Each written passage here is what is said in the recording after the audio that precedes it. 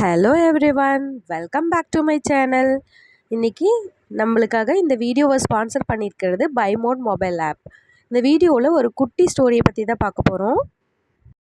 நளினின்ற வகுப்பாசிரியர் தன்னோட மாணவர்கள்கிட்ட கடவுள்கிட்ட நீங்கள் கேட்குற வரமும் அதற்குண்டான காரணமுங்கிற தலைப்பில் கட்டுரை எழுதுங்கன்னு சொல்கிறாங்க. அப்போ மாணவர்கள்லாம் சமர்ப்பித்த கட்டுரையிலிருந்து ஒரே ஒரு கட்டுரை மட்டும் அவங்கள ரொம்பவே நெகிழ வச்சுது. அதை தன்னோட கூட வேலை செய்கிற மாலினிங்கிற வகுப்பாசிரியர்கிட்ட கொடுத்து நீங்கள் வீட்டுக்கு போனதும் படிங்கன்னு சொல்கிறாங்க. அவங்க வீட்டுக்கு போனோடனே படிச்சிட்ருக்காங்க. படித்தோடனே அவங்களுக்கு அழுகை வந்துடுது. அப்போ அவங்க ரூம்குள்ளே என்ட்ரான அவங்க ஹஸ்பண்ட் என்ன எதுக்கு அழுதுட்ருக்கேன்னு கேட்குறாங்க. அப்போது அந்த கட்டுரையை கொடுத்து அவங்கள படிக்க சொல்கிறாங்க.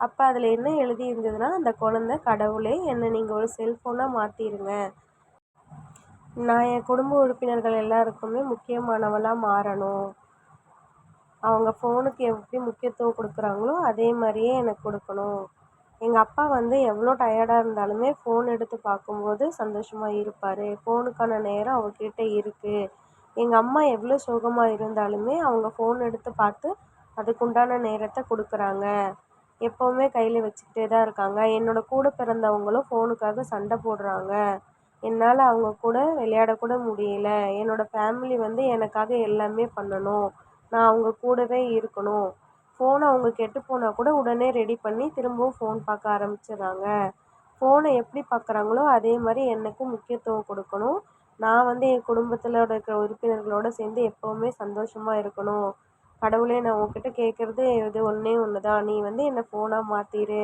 அப்படின்னு முடிக்கிறாங்க. அந்த எஸ்ஸை படிச்சுட்டு யார் இந்த குழந்தை, யாரோட பேரண்ட்ஸு அப்படின்னு சொல்லி கேட்குறாங்க. அதுக்கு மாலதி நம்மளோட குழந்தை தான் அது, இதை எழுதி கொடுத்தது நம்ம பொண்ணு தான் அப்படின்னு சொன்னாங்க.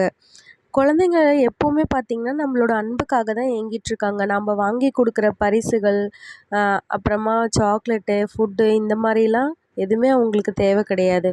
நம்மளோட அன்பு, நம்ம அவங்க கூட இருந்து ஸ்பெண்ட் பண்ணுற டைமு, இதை தான் அவங்க எப்போவுமே எதிர்பார்க்குறாங்க. ஏன்னா நம்ம எல்லாருமே இப்போ வளர்ந்து வர காலத்தில் ஃபோனுக்கு கொடுக்குற முக்கியத்துவத்தை நம்ம ஃபேமிலியில் இருக்கிற யாருக்குமே கொடுக்காம இருக்கிறோம். அதுதான் இதுக்கு காரணம்னு நான் நினைக்கிறேன். ஸோ இந்த வீடியோ உங்களுக்கு கண்டிப்பாக பிடிச்சிருக்கும்னு நினைக்கிறேன். இனிமேலாவது நம்ம கிட்ஸ்க்கு நம்மளோட ப்ரெசன்ஸை கொடுப்போம். தேங்க்ஸ் ஃபார் வாட்சிங். இவ்வளோ நாளாக என்னோடய சேனலை தொடர்ந்து பார்த்துட்டு வர எல்லா சப்ஸ்கிரைபர்ஸ்க்கும் நான் மனசார தேங்க் பண்ணிக்கிறேன்.